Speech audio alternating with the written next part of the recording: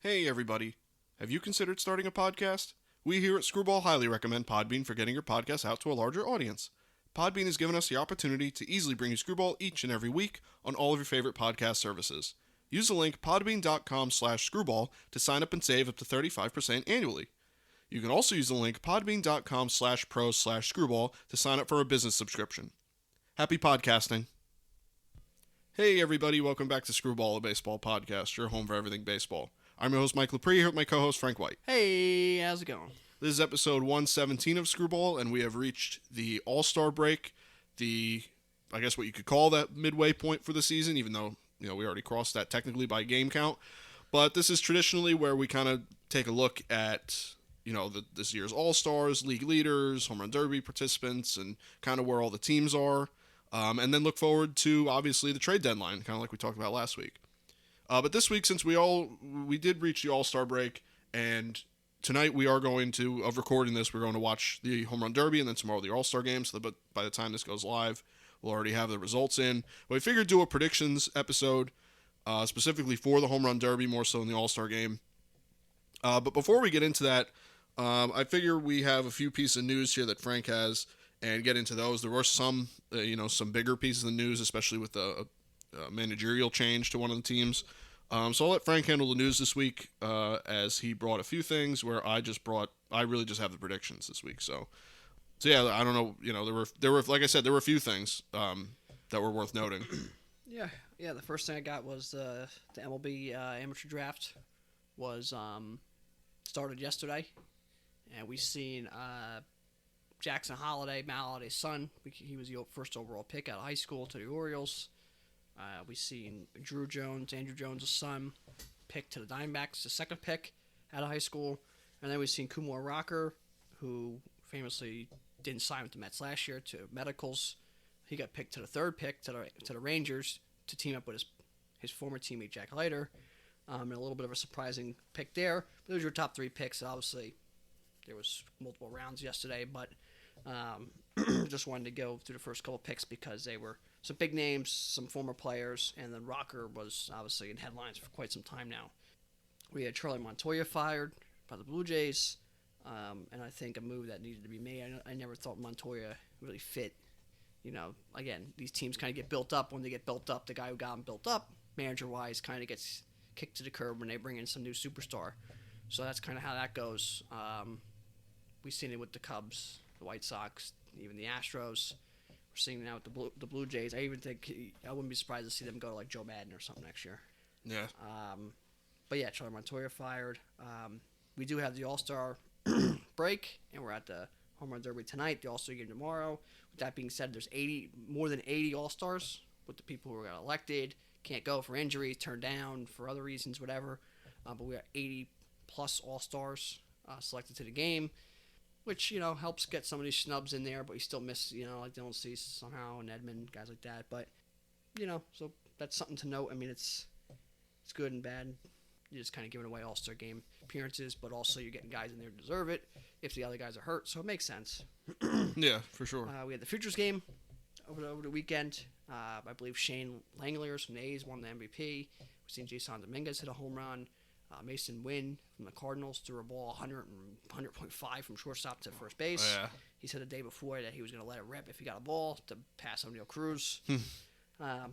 So we've seen that. And then again, tonight's the Home Run Derby, which, we're going to do our predictions for. And it's one of the most exciting things in any of the home run or any of the All-Star festivities in any of the sports. Yeah, for sure. The Home Run Derby is one of my favorite things of the year. It's up there with the trade deadline and playoffs and stuff like that. So I look forward to it every year. But we do have a bracket here that we're going to do some predictions on. Obviously, as past years, they didn't really make any changes this year, so we have 8 players, where it's kind of varying degrees of age and ability and all kinds of stuff. So it's actually really, I'd say it's one of the more competitive years we've seen. I think there's, you could make a case for pretty much everyone here. But to just get into it, in the first round, we have Kyle Schwarber against Albert Pujols. Obviously, Schwarber being the favorite here, Pujols being on his, it's his last year. It's got a little bit of a surprise entrant to begin with. I have Kyle Schwarber beating Albert Pujols. I think that Schwarber is a candidate to really win the whole thing, and I think that if he comes out kind of how everyone's expecting him to come out. I don't see Pujols keeping up with him. Not that Pujols is I don't think Pujols is going to lay down and die like some people think. I think he's actually going to put on a show. But it's going to be hard if Schwarber hits kind of how he can. I think that Schwarber can take him pretty easily. So I have Schwarber winning the first round. The next in the bracket, I have Juan Soto and Jose Ramirez. Another good round, that I think could go either way. But I do like Juan Soto. I picked Juan Soto last year to win it all, and I had him beating Ohtani last year, against the odds of everyone loving Ohtani. I think Juan Soto does it again. I think he does come through and win in the first round, and I think he's a dark horse to win the thing. And then I have Julio Rodriguez and Corey Seager. I have Julio Rodriguez beating Corey Seager, another dark horse candidate, Julio Rodriguez, to watch out for. I just don't think Corey Seager is quite as built for the home run derby. I don't know if that makes much sense. He just has a little bit more of a balanced swing. It's not more of like a pure like raw swing as you'll see with the next two guys we're going to talk about. I think Julio Rodriguez is built a little bit more for that. So I have Julio Rodriguez beating Corey Seager. And then the last round, which I think is the best round, is Alonso versus Acuna. I know Acuna has like I think he has the second least going in. I think Pujols has the least and then him coming into the derby. And Alonso obviously being the favorite, he could three-peat with this win. But I think Acuna has the most raw power out of any of these guys. I think that Juan Soto is close there. Schwarber and Julio Rodriguez are close. But I think, obviously, Alonso. But I think Acuna's got the most raw power. And I think Acuna could really, I think he could hit, the furthest home run and win it. So I have Alonso ultimately beating Acuna. But I think Acuna, if he beats Alonso, could go right to the championship. I think he's just that good. So in round 2, I have Schwarber against Juan Soto. I do have Schwarber beating Juan Soto. I think he still puts on a bit of a show, even though Juan Soto, I think, is, the better, obviously, pure hitter than Schwarber. But Schwarber is built for the home run derby, so I see him just edging out Juan Soto. Plus, Juan Soto, you saw petered out in his first home run derby, last year. So I don't know if that happens again or if that, if he can put it together. But I have Juan Soto losing to Kyle Schwarber. And then I have Pete Alonso versus Julio Rodriguez. I have Pete Alonso beating Julio Rodriguez. I just think with experience and Alonso really loves this and has proven that he has the raw power to do this. I think he just beats Julio Rodriguez. And I think that actually might be a little bit closer matchup than people think, because I know Alonso tends to be the favorite in a lot of people's eyes. But Julio Rodriguez, I think, really, really, he really could put on a show and could even sneak out a win, given the right circumstances. So in the final round, I have Pete Alonso and Kyle Schwarber, just exactly what you'd want out of a home run derby is the two biggest stank guys hitting. I do have Pete Alonso three-peating. I do have him beating Kyle Schwarber. I just think Alonso really lives for the home run derby and has a lot of really good power. I don't think it's that hard of a park to hit out of, L.A. Not that it's hitter-friendly or pitcher-friendly. It's not like you're trying to hit in, in Oakland or something like that, or San Francisco, really. So I don't think either side gets a lefty in Schwarber, a righty in Alonso. I don't think either side gets an advantage. I think Alonso just benefits more from doing this and having won and being really good at it. He's proven he's good at it. So I have Alonso winning against Schwarber, and I have a few rounds here that I'm not going to get into because I didn't do actual proper predictions. But I do think that there's going to be some really close rounds here, specifically that first round with Alonso and Acuna. I think that's your closest round. In my opinion, it could go into a swing-off, multiple swing-offs. But that's what I have written in the home run derby. I have Pete Alonso three-peating, winning 3 home run derbies. I think that might be. Would he be the only one to three-peat? Right? Yeah. So that's what I have winning. I don't know. You can go through your bracket, obviously. I know you have a little bit different outcome than me on some of these rounds, specifically the whole one side of the bracket. I think you have completely different. So, yeah. So it's kind of cool. We're seeing it 2 different ways. So yeah, I think that home run derby contestants is a great bunch of guys this year. Just these never play out how they're supposed to. Ohtani was a dud last year. I thought Olsen was going to do better. He did better towards the end of his round, but got beat. For the most time, there's always underdogs, and we always discredit guys and then end up winning. Hamilton went nuts, and Morneau ended up winning, and Bobby Barrero somehow was great. So these are always, a lot of times a crapshoot. So I went with some upsets. The first round, Schwarber versus Pujols. I took Pujols. I just feel like Schwarber is built for this, but I feel like he's going to be one of those guys where he gets, too easy going in the beginning, just trying to get a swing and going. All of a sudden, you realize it's getting late. They start whipping the pitches in there, right? And the rules kind of get out the window. And, he's a big high fly guy too, so you have to wait a certain amount of time for the ball to get across the fence or land and things like that. Sometimes, who knows the rules, they always kind of change it, but I just feel like he's going to get caught in that, and he's just going to lose. We've seen it with Ohtani last year, and then you're like, oh, that guy that was built for it, you feel like, and then he falls apart. And then Pujols sneaks in there. He got all the momentum coming in. He did play the Dodgers last year, but he got all the momentum coming in from being, his last year stuff. Maybe he has that first year, or that first round, I should say, comes in, and sneaks it in there, and then kind of fades away. So I got Pujols in the underdog pick there. Next round, Soto versus Jose Ramirez. I have Jose Ramirez. I don't know why people are discrediting him so much. I think he was like plus 2,000 to win. I think Pujols was like plus 2,500. So he's like, I don't know why. That guy's got a smooth swing. He's always intense. I feel like he's not going to laugh or nothing tonight. He's just going to come in, smash home runs, just strut around and do his thing, his strut there. And Jose Ramirez is just going to win that first round. We have Julio Rodriguez versus Corey Seager. I think Julio Rodriguez wins that. He's got some raw power. Corey Seager is coming back to the LA though, so maybe he has some momentum and some unfinished business, I guess, in this little aspect here. But I think Julio Rodriguez is just going to have that brute strength. Especially another thing with LA, when it gets darker, it gets to nighttime, the ball doesn't travel as good in LA. Right. So it's going to start coming to the guys who have the power. So that's something to keep an eye on. But I think Julio Rodriguez beats Corey Seager there. The last round, Alonso versus Acuna should be a good round. Acuna has been struggling pretty heavily of late, dealing with some injuries and stuff. So we'll see if he has the stamina and the energy, and his swing is there to do this. Right. But I think Alonso wins that first round for sure. I just think that's what he does. At least, he's not going to be a guy who gets put out early in these when he does them. That's for sure. We haven't seen him lose yet, but I don't think he'll get put out early. But that should be a good round. The second round, Pujols versus Jose Ramirez. I have Jose Ramirez winning that. I just think Jose Ramirez, again, he's just, at that point, Pujols starts, slowing down, the break and stuff like that. I just think Jose Ramirez has a sweet swing. He's just intense. He's going to, he's just going to surprise people. Again, the home run derby was always upsets and stuff. So I just wanted to throw him in there, let him strut around, do his thing. A little guy, got the big contracts, been going nuts this year. Yeah. Just do something, and he just puts on a show. Agreed. And then Alonso versus Julio Rodriguez should be another really good round. I think Alonso wins. Again, he just kind of shows his strength. Julio Rodriguez is a young guy. You don't know what to expect.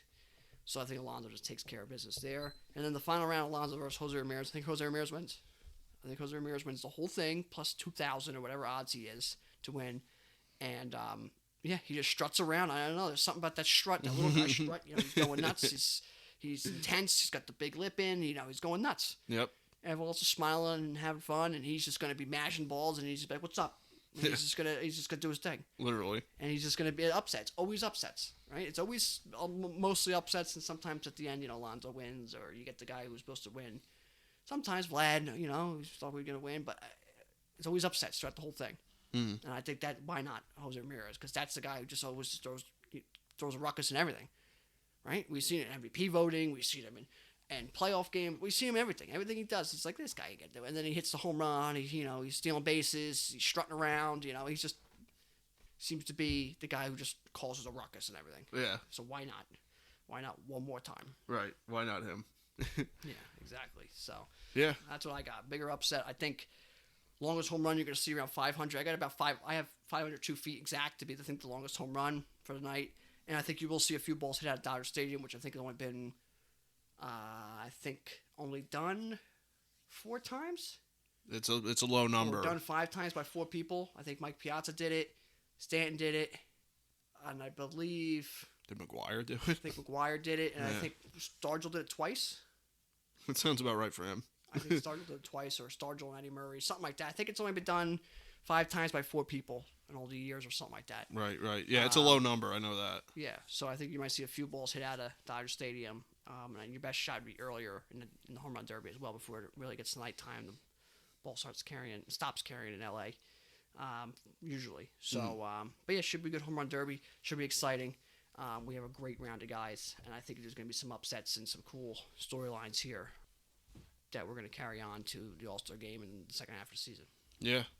I really would like to see Pujols put on a show. I think he will. I just hope I'm not wrong and he lays an egg. But I just think that how competitive the guy is, I think he's going to do it. So we shall see. But that's our prediction. So I have Pete Alonso. Frank has Jose Ramirez. And I think that we both kind of agree some dark horses. Julio Rodriguez, I think it would be a dark horse pick, at least for me. I think that everyone has a good shot. I think some guys just seeing the ball. I mean, look, Robinson Cano won one year and then didn't hit a home run the next year. I mean, there's guys that just all of a sudden turn it on for one home run derby, and it could be someone like Julio Rodriguez. It could be Corey Seeger. It could be someone we're not really thinking of. So Jose Ramirez definitely someone a lot of people are not thinking about him. So we'll see what he does. We'll see what all of them do. It's going to be exciting. But by the time this goes live, you would have already found out. I've got the predictions. There's a predictions thing at LB.com. I put mine in. Yep. Hopefully I'll win whatever the prize is. $1,000, $10,000, $1 million, a car, something, right? Take anything. Yeah, slap Mike around with it, right? Yeah. So that's the plan. Sure. Then just one more thing before we do the wrap-up, the who's doing the best right now. We do have the All-Star Game predictions. I don't really go too heavy in the All-Star Game predictions because it is really just such a, anything could happen any year. And, they change the players out every inning. For pitching, it's every inning or two. And players, it's every 3 innings or so. They seem to change people out. So I don't predict too much with the All-Star Game, but I do have the AL winning 5-3 and Aaron Judge being the MVP. I just think Aaron Judge this year, the door's open for him. He's having an MVP-type season in the regular season. What more could you add to your shelf being a Yankee? Obviously a World Series ring, but, an All-Star Game MVP. I think would fit really well if he has that year like he's having and continues to win the MVP. It's kind of like a storybook year for Aaron Judge, and I think it could be completed with this game. Yeah.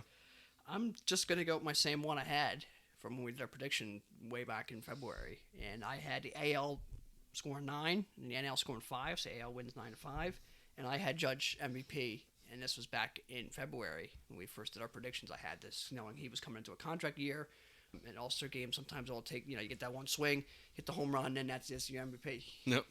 So, that was my prediction. Again, that comes all the way back from months and months ago, before the season started.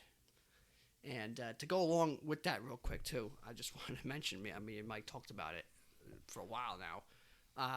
Our listeners here, I'd love for you to go back episodes and episodes and episodes and episodes. And please go back. And get the episode of when me and Mike said Matt Carpenter should go to the Yankees. Matt Carpenter would play well with the Yankees. It would be a great team to kind of retool a swing, a better stadium. And we've actually been saying this since the start of this podcast is when he started struggling. And I said it would be a great guy for the Yankees to trade for or make a project guy because he can play first, he could play third, he could play second a little bit at the time, even play outfield. And but that's worked out. Oh my God. You can go listen to it. We have to go find them, but we have them.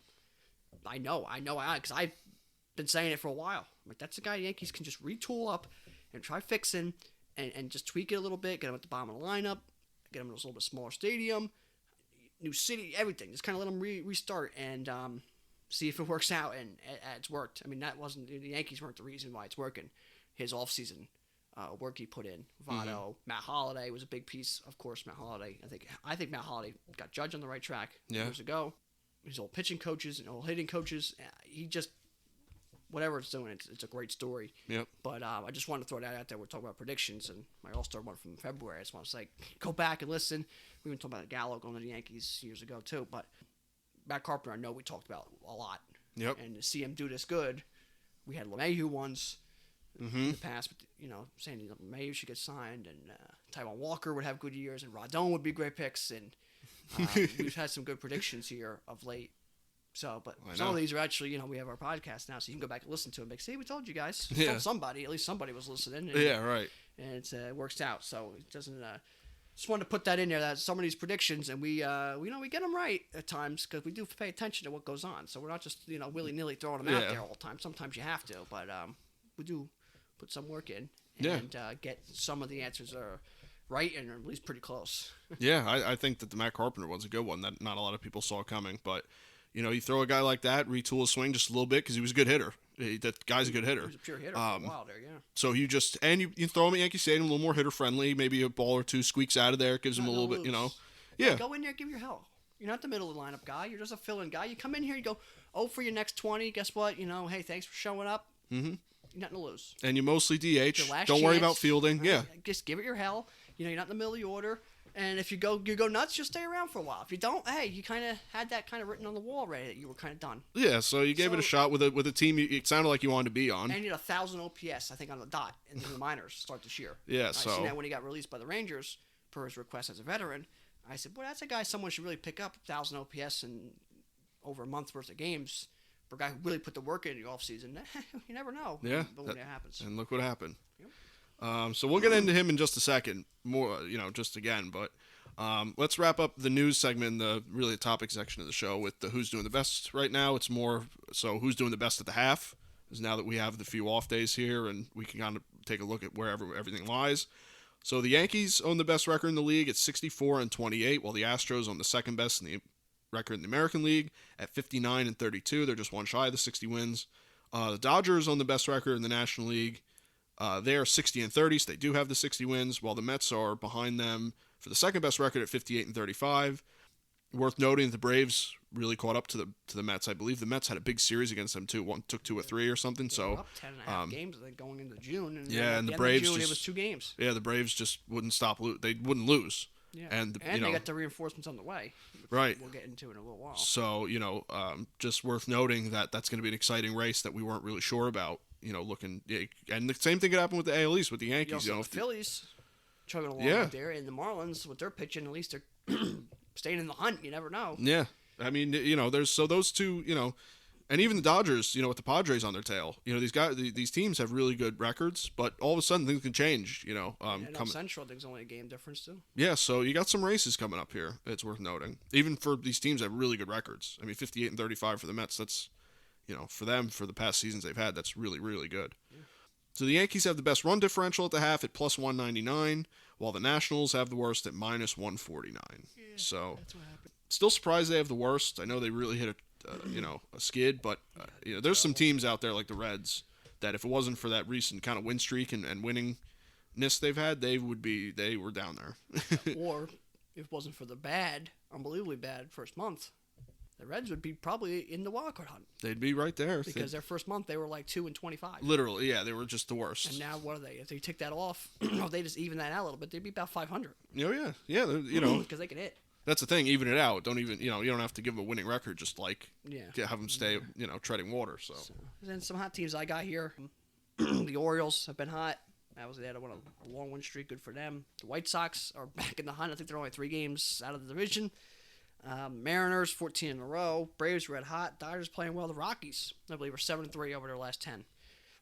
Some cold teams here. The Red Sox have been pretty cold. I think they lost 6 of 7, and they did not win a single series against an AL East opponent in the first half. They've never done that before. Yeah, that's pretty amazing. So it's pretty impressive. Especially they did play Baltimore quite a bit early before Baltimore really got a team kind of. That's it. You would have thought they would have, you squeak out a series against the Orioles or against the Rays or Blue Jays. I mean, the Yankees they split a series last week, so it's kind of weird. Yeah, strange. Some other cold teams. The Twins have been cold of late. Tigers. The Angels are terrible all the time. Nationals have been terrible. Brewers, I believe, are 2-8 over the last 10 or so. Yeah, not great. And the Cubs have been just not great at all. Yeah. They just got swept. Actually, no, they took one on a comeback win against the Mets there in a 4-game series. Yeah. But they've been not great. No, I think they're just about last, aren't they? If they are in last, maybe. They are. I think they're 1-9 over the last 10 or so. So the mighty Cubs have fallen again out there. Poor Cubbies. Yeah. That's some teams there I had on the hot and cold list. Yeah. To go along with that, we have our hot and cold players of the week, the who's hot and who's not. Speaking recently of Matt Carpenter, I don't have him on here. He probably should be on here. I just didn't see him in the OPS. And I usually sort it by OPS average and home runs to see who kind of really did the best. And I didn't see him up there, so I'm surprised. But he won AL Player of the Week, Matt Carpenter, which is pretty unbelievable. So I don't have him on here, but he's worth mentioning. Obviously, we just went into him a little bit. Yep. Has just been tattooing the ball, like just coming in like a beach ball for him. And for some of these other guys, the NL Player of the Week, Freddie Freeman, batted .632 over the last week with 1158 slugging and an 1810 OPS. And he just barely made the All-Star game as a reserve. Yeah, it's pretty amazing. As a replacement. Just barely. And even before that, this week, and I don't know if he had a good week last week, he was batting over 300. So I don't know what the problem was with him. In L.A., they also I don't think, oh, we can put as many Dodgers as you can in there, right? Yeah, I don't know what the problem was there, but yeah, he had a very good week. He won NL Player of the Week. The second guy I have here is Ahmed Rosario, batted .478 over the last week with a .652 slugging and 1130 OPS. Number 3, Will Smith for the Dodgers, batted .474 over the last week with an .842 slugging and a 1407 OPS. Number 4, Austin Slater, batted .476 over the last week with a .571 slugging and a 1093 OPS. And number 5, Adam Frazier, batted .455 over the last week with a .636 slugging and a 1094 OPS. So a lot of guys hitting the cover off the ball this week, and that's not even including Matt Carpenter. Yeah. I had some of those guys as well. Some other guys that got here, DJ Mayhew looks to be back in his 330 prime go of it. He's been red hot laid up over 400, smacking the ball at right field. Yeah, that's what he does. But yeah, he seems to be back after last year was down to sports hernia. Started this year was a little not terrible. It was in the 260s, but now he's up over 270, almost 280, and he just really seems to be locked in right now. Yeah. Charlie Blackman has having a good year. I think he's 290 on the year or 280 on the year. He's another one 400 over the last 7 days or so. Mm-hmm. And Luis Robert, I know he didn't have a bunch of at bats, but I believe he was 8 for 13 this past week. Yeah, he's red hot. Yeah. I know he didn't have a bunch of at bats, but 8 for 13 is something to note. I don't care if there's not that many at bats. 8 for 13 is a lot. That's a lot of hits. Pretty good. I mean, he can go for his next 11 and still be batting 333. Yeah, it's pretty impressive. Yeah, so I just wanted to throw that out there. Some pitchers have been doing good. Dylan Cease, I believe, the All-Star Dylan Cease, right? That's right. Dylan Cease didn't make the All-Star game, even though he is one of the top guys in the Cy Young running, and he just went 7 shutout innings in a big division game for the White Sox. So that's crazy to see. Kershaw almost flirt with perfection the other day. John Gray's been pitching great after his rash injuries to start the year. We have Tristan McKenzie. We know how he gets on these hot streaks, and he goes nuts. I believe he went 8 shutout innings the other day. And Luis Castillo pitched against the Yankees, pitched great. His showcases, before he gets traded here. But he's been really pitching great. He's made the All-Star team. And Scott Barlow, the bullpen for Royals, had a couple saves this last week, and he's really having a great year for Kansas City as a reliever. Something to take a look for. Maybe the Royals trade him and probably get pretty good value back, because relief pitchers at the deadline is like gold. Yeah, absolutely. For a team like that, they have no horse in the race, so it's like, well, hey, get some value for this guy. Yeah, teams like the Yankees and the Dodgers and the Mets, those really high teams that have a bunch of wins. Astros, who we always need bullpen guys, will definitely be willing to dump out some prospects to go get a relief pitcher. So Royals might be sitting pretty there with that guy like Whit Merrifield too to be traded. Yeah, absolutely. There's definitely some guys there that are worth looking at. So let's move on to the cold hitters of the week, the not players of the week. So number 1, I have Kyle Schwarber, ironically in the home run derby, batting not very good, which could contribute to Frank's theory that Pujols will beat him. Batted .048 over the last week with a 190 slugging and a 238 OPS, so coming into the break ice cold. So it seems like he could use the break. So let's not use him as an excuse after the break. The home run derby ruined the swing, because let's remember this week. Yeah, it can't be any worse. So unless he comes out of the All-Star break and he has a .047 average, the home run derby only helped him. It's true. And Soto even said last year the home run derby helped him. That's why he was back in it this year. Yeah. So it's just some notes there. We went on the whole thing last year about it. Yep. Yeah, absolutely. So you can't bat much worse than that. No. Unless you just go over. Unless you don't bat. Yeah, So another guy in the All-Star game, not in the home run derby, but Wilson Contreras, batted .095 over the last week with an .095 slugging and a 190 OPS. Another guy that could definitely use the break. Number 3, I have AJ Pollock, 0 average, 0 slugging, and an .048 OPS. Not great. Over last week, he went 0 for his last 20. So he needed, the break very much. Number 4, Brian De La Cruz, batted .053 over the last week with an .053 slugging and a 148 OPS.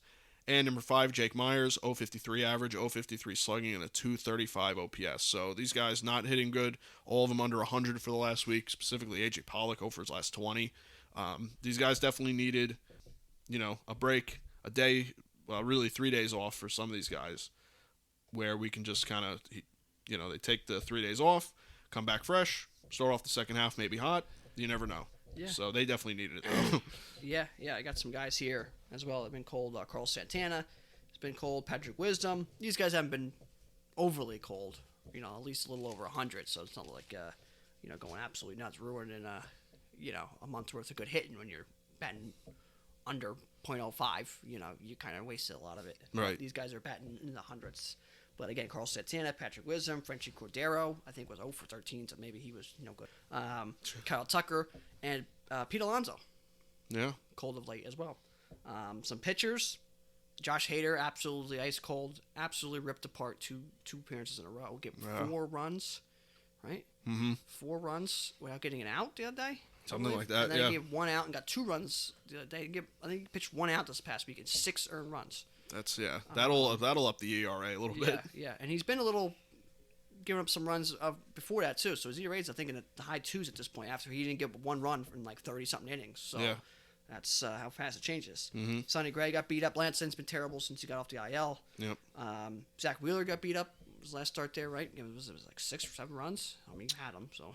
Yeah, it was like 6 runs he gave up very early. Still gave up like 4 or 5 innings, though, right? He still gave him 4 innings or so. Yeah, so he ate a little bit. Commend him for that.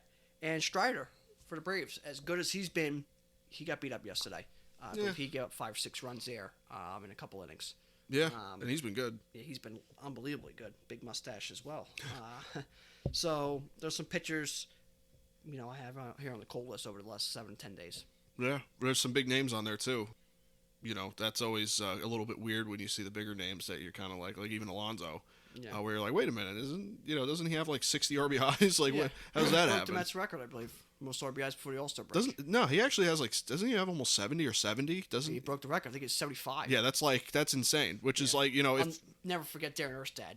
I think he had 96, 94 at the All-Star break, and then Julio. I know you're thinking of the Rangers. Juan Gonzalez. Yeah. What do you have? He had 100. 102? Or something like that. Yeah, he had 100. At the All-Star break? Yeah. Unbelievable. Like, how do you not break the record at that point? You're just going nuts. You get RBI every once in a while. You have 130 of them. Yeah, what the hell? Jesus Christ. So, the next part here, I got some injury news. Not too terrible on the injury side, which is good. Harold Ramirez, though, they hit by a pitch, broke his thumb. He's been having a good year with the Rays, so that's not great. Chris Sale, thanks for coming back. He yesterday got drilled 106.5 miles per hour line drive off the pinky. Thing was going every which way but straight. Held his hand up, walked off the field, said bye, done, down the tunnel. You can see it. Yeah, it was gross. Yeah. It was everywhere but straight. It was like a gummy worm on the end of his hand, Yeah. What a shame. He can't seem to be good. He had some velocity back this year too, but he will be out at least 4 to 6 weeks. He said he will be back pitching this year, but we'll see. But that's a shame. Severino placed in the IL with the shoulder discomfort. We'll see how long that lasts. I would say you're probably not going to see him for at least a month. Mm-hmm. Just shoulders, pitcher, take your time with him. Yep. Savili placed on the IL for Cleveland. Trout placed on the IL. He should not going to miss much time at all because he already retrospected back some days and the All-Star break, so he won't miss much time. No. Shane Baz shut down for a while with elbow troubles with the Rays. Sean Doolittle done for the season. That's a trade piece that the Nationals could have had, but he's done. Yeah. We have Carlos Rodon dealing with some blister issues with his hand. He's not going to pitch, but he should be fine, but something to note. Mm-hmm. And we have, I think that's pretty much it. And we have Brandon Crawford, I believe, was placed on the IL he got a cortisone shot in his knee. That's what it was. So the hope is he should be fine, but, he's kind of on the fence right now about coming back or whatnot. Right. On the good side of things, we have Rich Hill, I believe, is in a rehab assignment. Domingo Germán should be back with the Yankees here shortly after the break. Jonathan Loizaga was activated for the Yankees. Chris Archer activated. Yordan Alvarez was supposed to be swinging and hitting, I think today or tomorrow. So he should be activated for the Astros shortly after the break. Mm-hmm. Kirby Yates for the Braves is doing his rehab assignment. He should be back soon. Yeah, that could be big. The Braves also have Soroka. Right, yeah. Is on the verge of coming back as well for the first time in a while. That's going to be big for them. I forgot about him. Kirby Yates and Soroka come back. And we all know the Braves are linked to Jock Peterson getting traded back there. Oh. So we've seen that last year. Oh, my goodness. Eddie Rosario was activated recently. So the Braves are all kind of rolling together. Ozzie Albies is expected to be back in the middle of August. Yeah, you get the team back together, get ready for a playoff run. Yeah, you get some of those guys back. And then you have Acuna added on to what he had last year. Strider, this Strider guy is nuts. Could be very much ruckus. Yeah, the Braves are just... And they had nothing to lose. With the Mets being up so big, you couldn't chase it even though you're the World Series last year. But even the World Series the year before, the next year they don't expect much out of you. The Mets were up so big, now they're chasing. It just seems like they got nothing to lose. Right. So, and then we know the Mets. So Yeah. that's something to take a look at. Jesus Luzardo was started his rehab. Of course, his first rehab assignment game got rained out, but he should be back here soon.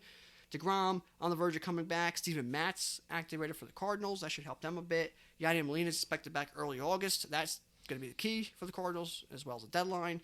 And getting some of the other guys healthy. Profar, after his collision, was activated from the IL. He's back with the Padres. Yeah. And Tatis got good news. The doctors told him he could start swinging, but he is a bit delayed. I would say the expectation about the All-Star break, we're kind of past that. You're probably not going to see him till the end of July, maybe early August at this point. Right. But the Padres have held off long enough for that. So that's pretty much it. Injury news. So relatively not a bad list. Yeah, no, not too bad at all. Again, it's we are at the point in the season where even if you get something that is a relatively, big injury, could put you out for the rest of the season. Like look at Chris Sale, he says the timeline is 4 to 6 weeks, but that's pushing it. For any setback really can all of a sudden now it's just playoffs. Yeah, and he wasn't built up that much already either, so then it's kind of restart that. Yeah, he's just been at a lot of string of unluck since COVID started. But his elbow does feel good, his shoulder does feel good, and he had velocity up to 97 miles per hour. So, and he wants to be back. We see him breaking stuff in AAA, dugouts. So, I think we'll see him back, and that was more of an injury. That was more than an injury for Chris Sale. That was heartbreaking, but also. That was almost a knockout blow there for the Red Sox. I was just going to say that's big for the Red Sox. Because you just got Eovaldi back. You just got you got the bullpen pitcher back. I'm not sure which Garrett one. Whitlock. Okay, Whitlock, yeah. Rich Hill's on the mend to coming back. He's not bad. You had Sale back. Mm-hmm. You had a bat at the deadline, maybe a pitcher at the deadline, and And you're right in the thick of it. Yeah, you could be a little scary. But now you lose the ace. Sale's the ace. Mm-hmm. Even Sale last year pitched good. You get him down the stretch. Him one, Eovaldi too. And then maybe add a pitcher, a bullpen guy, or Matt Barnes rounds into shape, and then you get a bat. All of a sudden, you're relatively hard to beat. Yeah. But that was a double blow there. That hurt. Other than that, last thing I got here is a trivia question. Again, All-Star game, is here, so wanted to keep it around that. What year was the All-Star game first nationally televised? And the answer is it was July 11th of 1950. Believe it or not, at Comiskey Park in Chicago. It was also the first extra inning All-Star game. And to go along with that, Ted Williams, in the first inning, chasing a Ralph Kiner fly ball, ran into the wall, broke his elbow in the first inning, visibly hurt and in pain, stayed in the game, ended up going 1 for 4, ended up getting surgery after that, and not coming back till September, so another All-Star game injury, right? He don't come back till September. That's at the time killer for the Red Sox. Yeah. He noted after that injury, though, he was never quite the same player after that elbow injury. So, but yeah, that's all from that All-Star game, the first televised one. So they had a good one, I guess. There was a lot going on. Ralph Kiner, Ted Williams, Joe DiMaggio, you had big name players too. But first nationally televised All-Star game was July 11th of 1950. Wow. Yeah, I didn't think it was at that Comiskey late. Park too, Chicago, of course. Oh yeah. The White Sox and his Comiskey and those owners and partnership groups, they always were in the thick of a ruckus. Yeah, scandal. Small guy, scandals, the disco night, the shorts, always in the headlines. So, of course, he had the one there. Of course he did. The nationally televised one, yeah. Yeah. That's just how it went back then. Yeah, I didn't think it would be as late as 1950 because there are recordings, obviously, of early 40s play with Ted Williams and Joe DiMaggio. So I would have thought it would have taken, if the All-Star game started in 35, I'm not sure if that was the exact year, but in the 30s, you would have thought it would take 5, 6, 7 years before it's televised to at least, even if, there were a limited number of households with TVs, you'd think that there'd be an option for television. So I'm just 1950 is a little surprised. I thought it was a little later than I would have expected, but nonetheless, this is I guess the 72nd year of a nationally televised All-Star game. So yeah, pretty cool. Yeah, I mean, you could maybe have the war could have played an effect into the 40s. Yeah, actually, you're probably right. Could have maybe slowed probably down. Pushed things you're back. Probably talking maybe 45 without the war, somewhere in there. But with the war, that could have definitely slowed things down. I mean, who knows, the All-Star game, stuff like that. So that could have slowed things down. Yeah, you're probably right. But yeah, it was a little surprising it was that late. But yeah, nonetheless, that was it, and it was a memorable one with lots of noteworthy things happening. Yeah. I didn't even know that happened to Ted Williams. I wasn't too sure either of his injury past, but I seen a thing about it, looked it up, and then I seen the quote saying that he was never felt quite the same after that elbow injury. Yeah. I guess you could say this is more later part of his career too in the 50s, because I believe he was ended of the 30s through the 40s and the wars, and then the 50s. I mean, he did play a long time. Don't get me wrong; he still had some years after this, but this was more, back half of his career. I would say that the elbow injury was not the reason why maybe his stats aren't as high as much as missing 4 years with the war. Yeah, exactly. I just didn't know that happened to him, but yeah, obviously missing the war hurt his stats a little bit. A lot of guys that happened to, they were in the was a key one there. Yeah, look at his stats. He was pitching out of high school. He was in high school and then pitching. Yeah, struck 14 guys out, 16 guys out. It's insane. Not saying going to him. But, I know. But yeah, I mean that's pretty much all we got. We're at the time with the trade deadline and the All-Star game, right? It's exciting. We already seen Soto's name thrown about, and the expectation he was going to get dealt before the deadline. So that's, I know, league changing.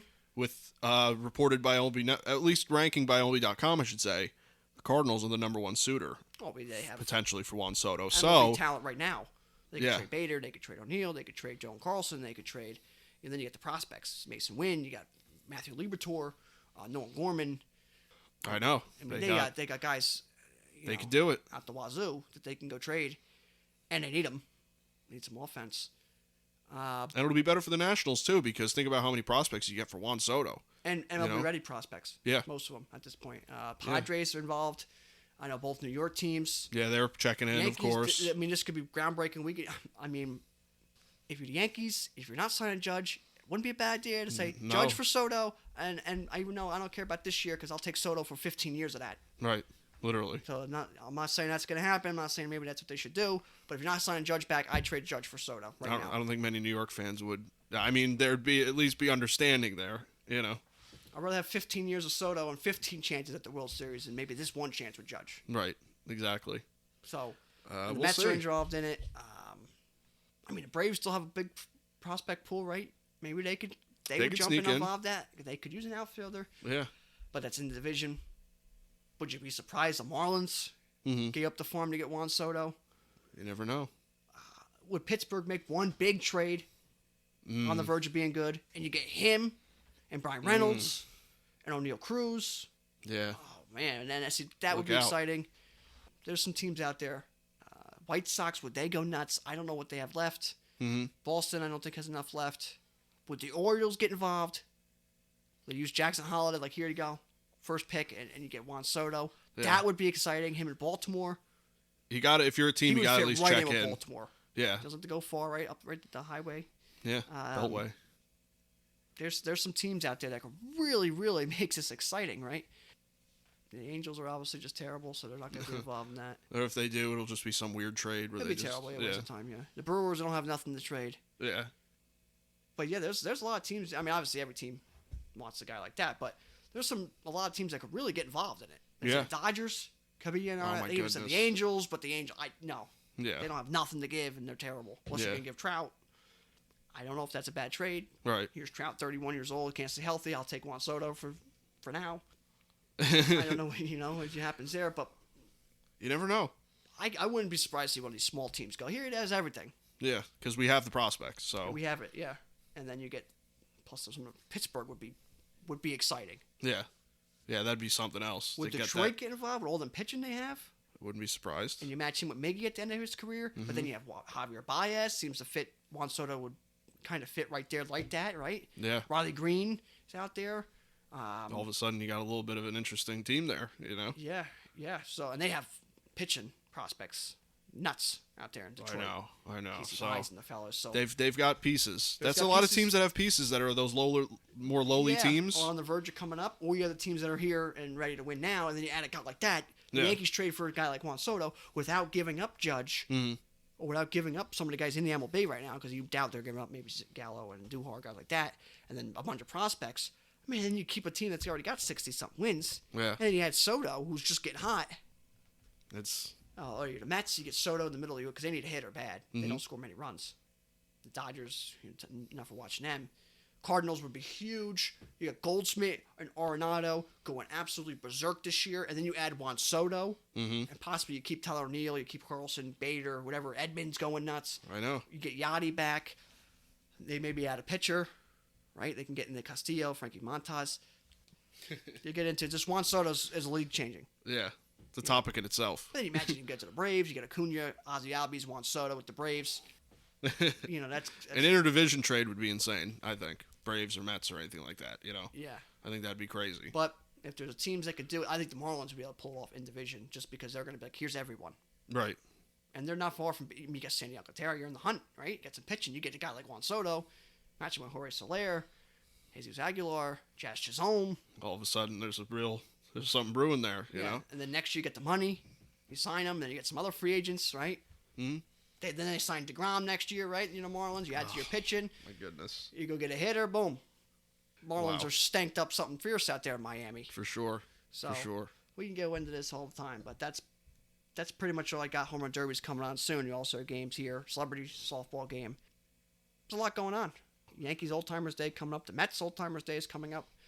The National Collectibles Convention down in Atlantic City coming up. So there's a lot of things going on here in sports in our area as well that we're excited to see. So this is the time of the year. Yeah, absolutely. That's all I got for this episode. On top of the Juan Soto stuff, there's really not much else to talk about. By the time this goes live, I hope you're enjoying your day of no sports, because this will go up on Wednesday, so you'll have nothing really in the sports world to be looking forward to, or looking at currently, but trade deadline right behind that, so going to have a lot of, the hot stove's going to be hot. So, Especially with that news. I know, yeah, that's big. I didn't think... That's the biggest, that could be the biggest guy traded... In years. What, A-Rod? Something like that, yeah. It's got to be close. He's 24, 25, Yeah, and he's got all the talent. Ken Griffey, I don't even know if he was traded there since I know. He signed there, right? Yeah, I think he signed. I don't think he got traded. A-Rod? Probably A-Rod. Probably the next biggest guy. Or whatever you want to consider that Boston Dodgers get rid of money. Yeah, that was a blockbuster. That was pretty humongous just because it literally just ruined or unruined the franchise. Mm-hmm. Yeah, so... After the deadline, it was nuts. Right. Maybe Verlander... Maybe. To the Astros. But still, Juan Soto's just, as a young guy, just such a game changer for a franchise. Yeah. So we'll see. We'll see what the trade deadline brings. But like I said, that's all I got for this week. Unless you have any final notes, I guess we can just go watch the Home Run Derby. That's it. Home Run Derby's here. It's exciting. I'm going to go watch that. And then the trade deadline, the All-Star game. A lot coming on. So next week should be a good episode. Really get us... we're only 3 weeks away from the deadline. So next week we're already going to have some trades and stuff. Yep. So it's going to be an exciting time. We're going to have 2 sheets of notes here talking about trades and this guy here, this guy here. This what this changes. This is what this does. This team's now a hunt. This team's falling apart. Yep. We go toe to toe what happens, and then guys come back from injury. Just like adding a guy. Mm-hmm. It's almost like trading for a guy when you get a big piece back from injury. It's like trading for him, but you didn't have to trade for him. So you got those guys coming back as well. So we're here. Baseball's going nuts. This is their time to shine. The All-Star game's back. It's in L.A. Yep. That's it. Baseball couldn't be more happier about what's going on right now around its sport. Absolutely. Especially after the off seasons, last 2 off seasons. Oh my God! I know they need it, and viewership's up. So they're I'm sure they're happy campers up in the MLB brass. So, but yeah, so that's all I got. So I guess we can wrap this one up and go watch the Home Run Derby. Yep, that's it. All right. Well, thank you guys for listening. You can catch this podcast on Apple Podcasts, as well as Google Podcasts and Spotify. You can listen on our regularly updated YouTube channel, as well as our website, screwball.podbean.com. You can follow me on Twitter at @RealMikeLepre. You can follow me on Instagram at Mike Lepre. And you can follow me on Instagram and Twitter at FDubs10. You can follow our official Screwball Twitter at ScrewballPod. You can follow our official Screwball Facebook at ScrewballPod. No E in Screw. And that's it from us, guys. We'll see you next week. Yep. Take care.